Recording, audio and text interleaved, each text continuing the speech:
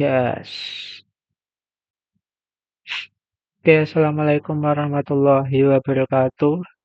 Yang terhormat Bapak Dr. Arif Setiawan, SPM MCS selaku dosen pengampu dari mata kuliah Audit Sistem Informasi pada Prodi Sistem Informasi Universitas Muria Kudus. Oke, pada kesempatan kali ini kami dari kelompok 4 akan mempresentasikan hasil dari laporan tugas kelompok audit sistem informasi terkait rancangan sistem informasi audit di perusahaan retail nasional. Kelompok kami beranggotakan 3 orang, yakni saya sendiri, Muhammad Adi Nugroho, dengan NIM 083, kemudian ada Dewi Kusnadia Lestari, dengan NIM 135, kemudian ada Khalifatunisa dengan NIM 146. Oke, langsung saja kita ke pembahasannya. Nah, untuk daftar isinya kita skip saja langsung. Kita ada 4, coba balik lagi. Oke, kita ada 4 pembahasan, yakni latar belakang, studi kasus, skenario audit, dan kesimpulan. Lanjut. Kemudian mengenai pendahuluan, audit sistem informasi merupakan langkah penting dalam memastikan bahwa operasional perusahaan berjalan dengan efisien, aman, dan sesuai dengan regulasi yang berlaku. Dalam konteks ini, perusahaan XYZ atau Rimba Jawa yang akan menjadi studi kasus kami yang bergerak di bidang retail memanfaatkan sistem informasi untuk mendukung pengelolaan berbagai fungsi operasional seperti pengelolaan stok barang, transaksi penjualan, serta pelaporan keuangan.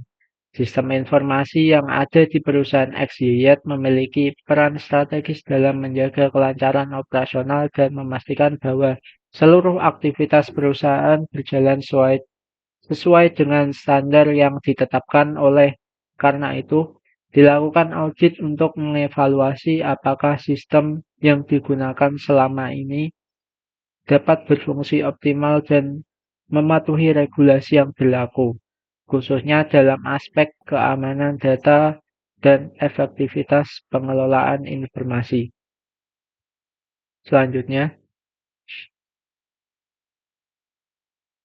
Oke, selanjutnya di sini ada ruang lingkup. Nah, ruang lingkup ini yang mencakup beberapa area penting yang perlu diperhatikan untuk memperoleh gambaran menyeluruh mengenai efektivitas sistem informasi yang diterapkan di perusahaan XYZ. Nah, audit ini melibatkan yang pertama ada divisi keuangan. Nah, divisi keuangan ini fokus pada evaluasi pengelolaan laporan keuangan dan transaksi yang dilakukan oleh perusahaan. Kemudian yang kedua ada divisi teknologi informasi yang meliputi pengelolaan sistem informasi yang digunakan oleh perusahaan, termasuk aspek keamanan dan pengelolaan infrastruktur teknologi. Dan yang terakhir itu ada dokumen yang diaudit. Nah, dokumen yang diaudit itu mencakup dokumen-dokumen penting yang seperti standar operating prosedur di masing-masing divisi, seperti log system dan laporan keuangan yang digunakan untuk pelaporan internal maupun eksternal perusahaan. Nah, selanjutnya di sini ada profil perusahaan. Perusahaan XYZ ini merupakan salah satu perusahaan retail terbesar di Indonesia yang berfokus pada penyediaan produk-produk kebutuhan kepada konsumen di berbagai wilayah dengan lebih dari 150 cabang yang tersebar di seluruh Indonesia. Perusahaan ini telah menjadi pemain utama di industri retail nasional. Perusahaan XYZ memiliki jaringan distribusi yang luas dan menyediakan berbagai macam produk, mulai dari makanan, perlengkapan rumah tangga, hingga produk kecantikan. Dengan jangkauan pasar yang begitu luas, pengelolaan informasi yang efisien dan aman menjadi sangat krusial untuk menjaga kelancaran operasional dan kepuasan pelanggan. Oke, selanjutnya. Baik, di sini saya akan menjelaskan konteks diagram. Diagram ini menggambarkan alur kerja sistem informasi penjualan di PT Rimba Jawa secara menyeluruh. Diagram ini melibatkan dua aktor utama, yaitu customer dan admin, yang berinteraksi dengan sistem informasi penjualan, dan customer dapat melakukan berbagai aktivitas seperti pendaftaran, login, mengakses halaman dashboard, melakukan check-out, dan mengisi data diri.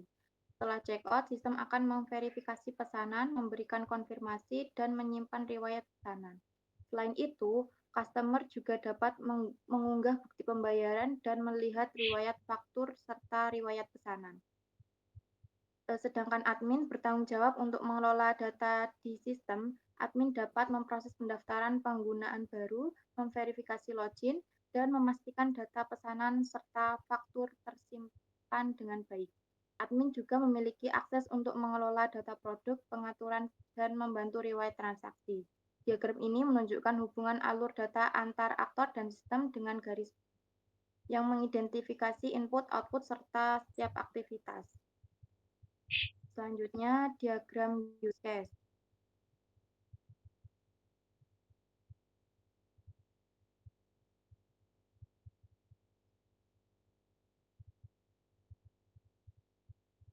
Use case diagram ini menjelaskan bagaimana faktor-faktor dalam sistem interaksi dengan berbagai fungsi utama. Terdapat tiga aktor, yaitu pelanggan, admin, dan manajer. Pelanggan di sini memiliki beberapa use case utama seperti mendaftar, mengelola profil, melihat produk, menambahkan produk ke keranjang, melakukan pemesanan produk, dan menyelesaikan pembayaran. Semua aktivitas pelanggan dimulai dengan proses login sebagai langkah awal untuk mengakses sistemnya. Sedangkan admin tugas-tugas utama meliputi data produk dan memproses pesanan, mengelola data pelanggan, serta mengatur data transaksi. Semua tugas ini saling berkaitan dan mencakup fungsi pengelolaan inti dari sistem.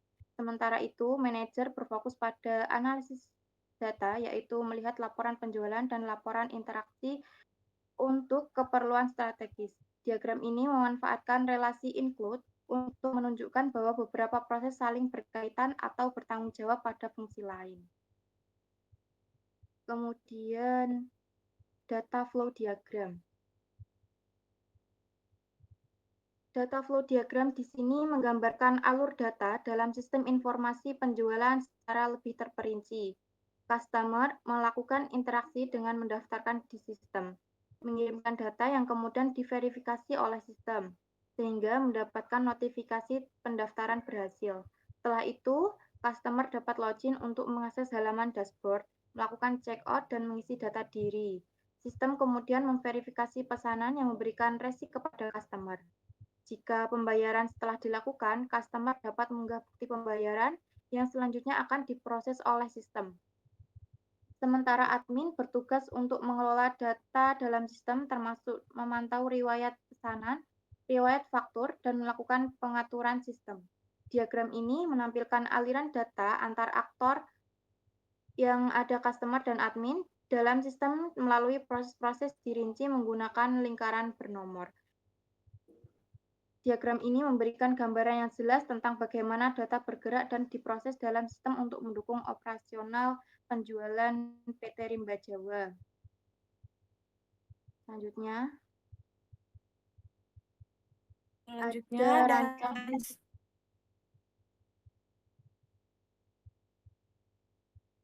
ada rancangan sistem audit. Audit sistem informasi di perusahaan XYZ dilakukan untuk mengevaluasi potensi risiko dan memberikan rekomendasi perbaikan.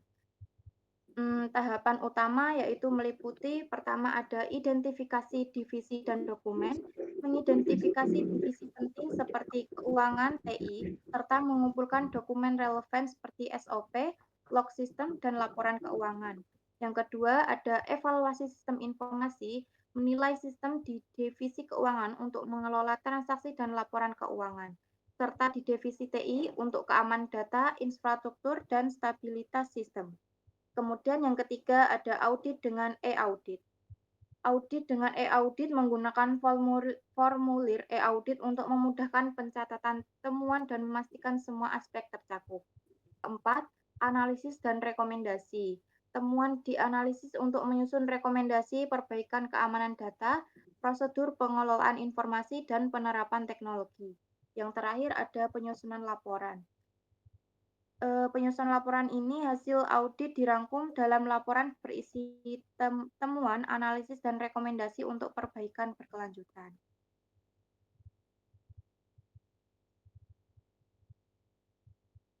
Nah, selanjutnya adalah demo aplikasi, yakni aplikasi retail pada studi kasus tersebut. Nah, oke. Di sini kami menggunakan HTML, PHP, dan CSS untuk membuat aplikasinya. Aplikasi ini berbasis web dengan database sebagai berikut. Nah, untuk demo aplikasinya seperti ini. Kita akan coba login menggunakan email yang sudah terdaftar, yaitu admin, untuk mengakses menu admin. Kita masukkan passwordnya, kita coba login. Oke, untuk tampilan dari dashboard menu admin seperti ini ada dashboard utama dengan tampilan seperti ini ada grafik pesanan. Ini untuk memantau berapa pesanan yang belum dibayar dan pesanan yang telah dibayar. Lalu ini ada produk, kita bisa menambah atau menghapus produk dari daftar etalase di toko kita. Ini kita coba tambah, ini bisa masukkan gambar, dan skip, kurang lebihnya seperti ini.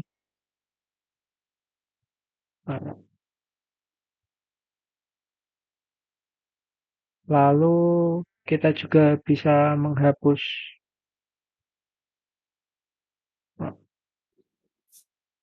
Kita coba hapus. Oke, nanti jumlah barangnya akan berkurang. Lalu kita bisa mengecek invoice dari para pelanggan. Ya. Ini harga sukses. Nih, kurang lebihnya seperti ini. Nah, lalu untuk kita masuk ke menu tampilan pada pelanggan. Kita coba registrasi di sini. Kita namakan sebagai Adi N. Itu saja, kita masukkan email.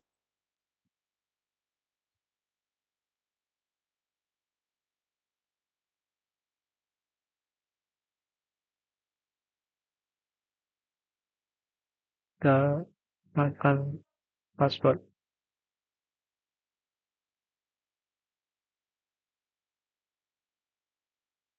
Oke, kita coba registrasi.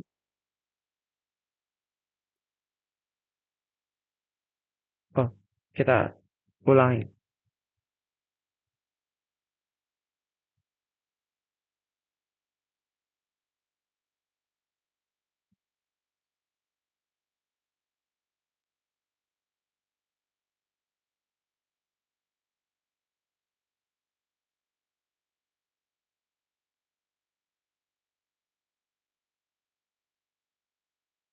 Oke, kita coba registrasi. Eh, Tampilan berhasilnya seperti ini. Kita langsung saja login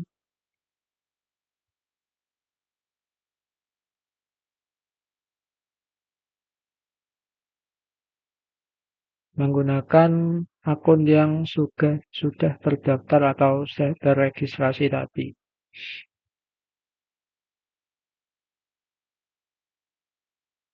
Oke, kita coba login.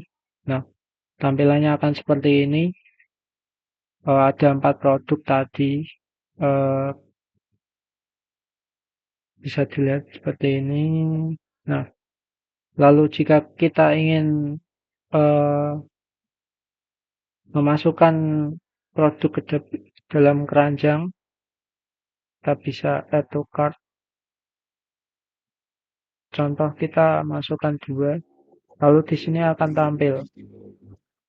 Kemudian order history, karena kita belum mengorder, maka kita belum di sini belum tampil.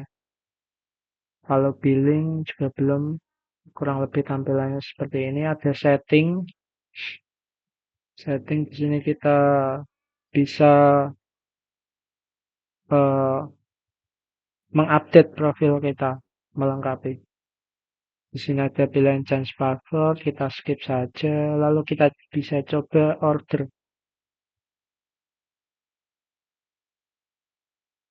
Nah, detail chart. Lalu ini ada tampilan ketika kita akan mengorder, continue shopping.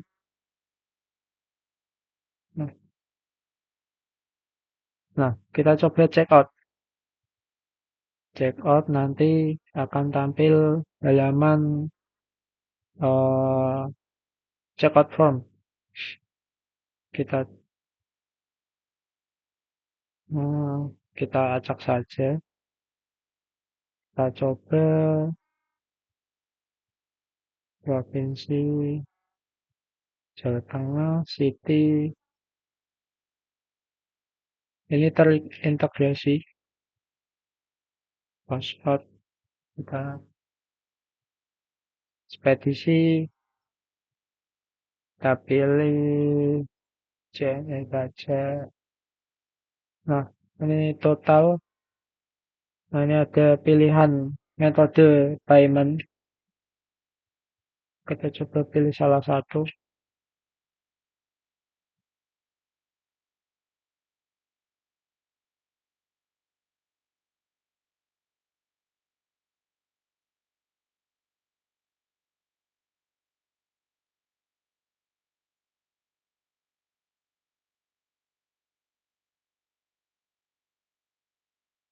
Oke, kita coba pay.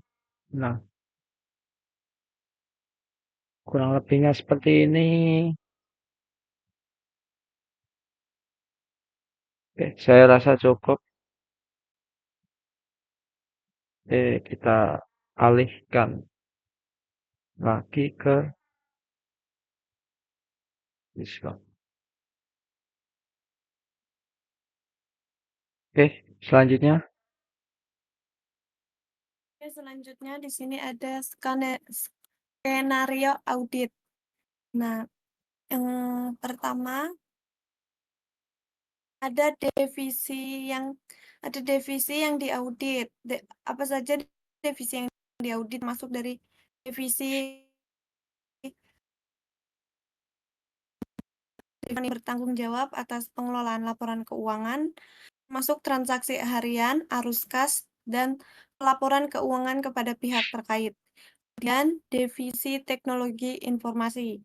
Divisi ini mengelola sistem informasi perusahaan yang pengamanan data dan stabilitas sistem yang digunakan untuk transaksi online dan pengelolaan informasi lainnya. Kemudian ada bagian-bagian yang diaudit. Nah, dari bagian-bagian yang keaudit itu divisi keuangan yang sudah dijelaskan tadi, kemudian divisi teknologi informasi. Nah, selanjutnya yang dibutuhkan ada beberapa dokumen yang perlu disiapkan untuk mendukung proses audit, yaitu standar operating prosedur, divisi keuangan dan teknologi informasi. Kemudian log aktivitas dan informasi. Kemudian laporan keuangan bulanan yang mencakup laba rugi, neraca, dan laporan arus kas. Dan yang terakhir itu laporan hasil pemeriksaan sebelumnya, jika ada, yang dapat memberikan gambaran tentang perkembangan atau perbaikan yang telah dilakukan sebelumnya. Kemudian ada formulir e-audit. Nah, formulir auditnya ini informasi secara umumnya, nama perusahaan, yang diaudit itu XYZ Retail. Kemudian divisi yang diaudit, divisi keuangan, IT, atau operasional. Kemudian tanggal auditnya 8 Desember 2024 atau disesuaikan. Kemudian tim audit itu terlampir.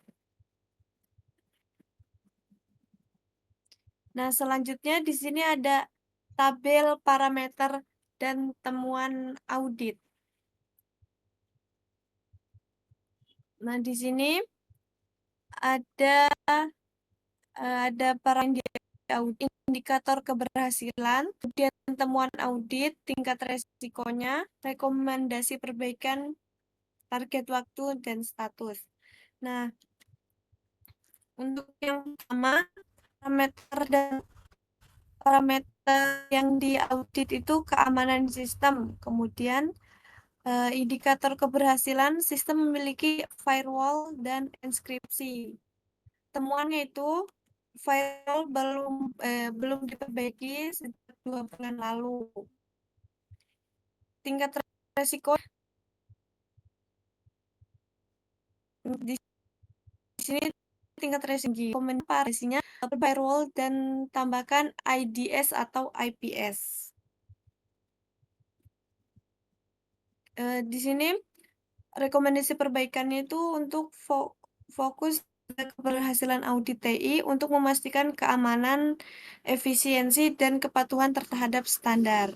Tenggat waktunya bisa disesuaikan, tapi di sini ditulis 1 bulan, kemudian statusnya belum ditindaklanjuti. Yang kedua, efisien proses, waktu respon sistem kurang dari 2 detik. Nah, sistem sering hang saat jam sibuk, tingkat reaksinya akan untuk kapasitas. Tenggat waktu 2 bulan, di sini statusnya dalam proses. Kemudian, yang ketiga, kepatuhan terhadap regulasi.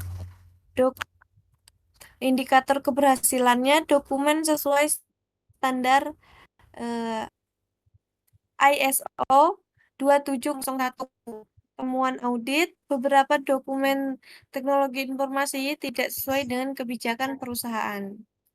Tingkat resikonya itu tinggi. Kemudian rekomendasinya audit ulang kebijakan sesuai standar.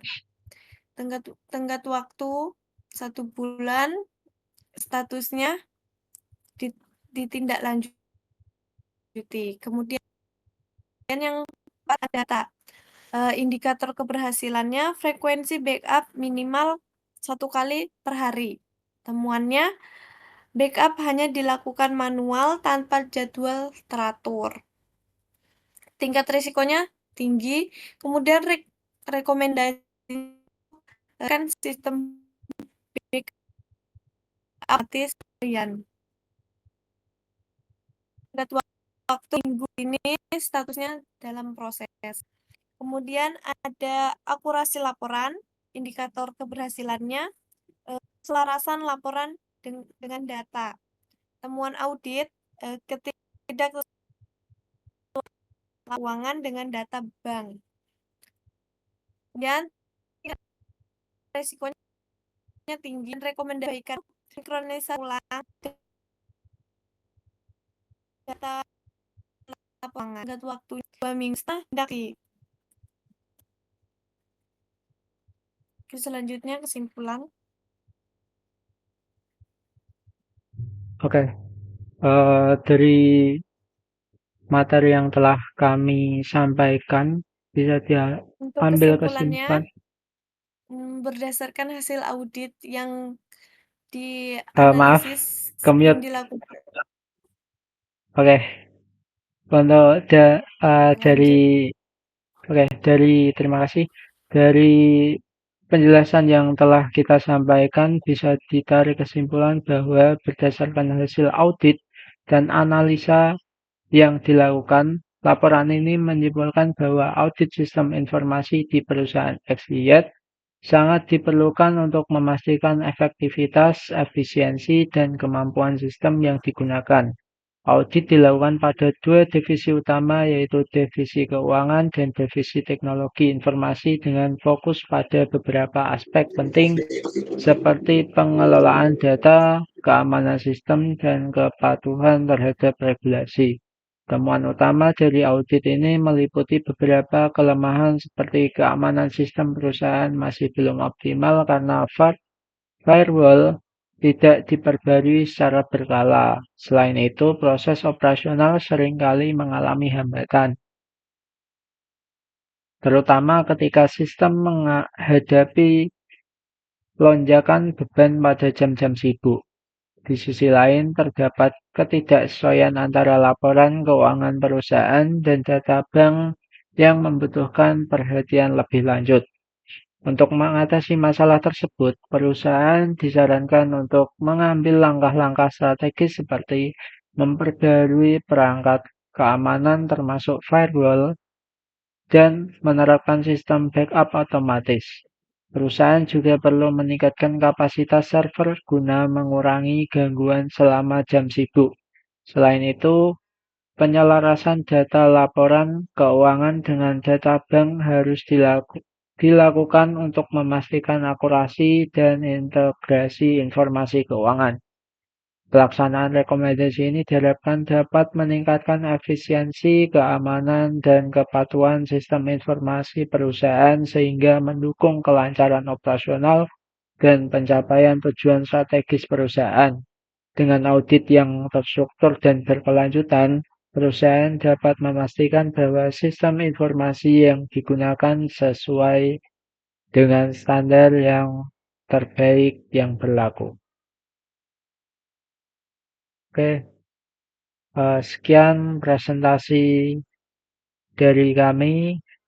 Jika ada salah atau kekurangan dalam kata maupun hasil laporan, kami mohon maaf sebesar-besarnya.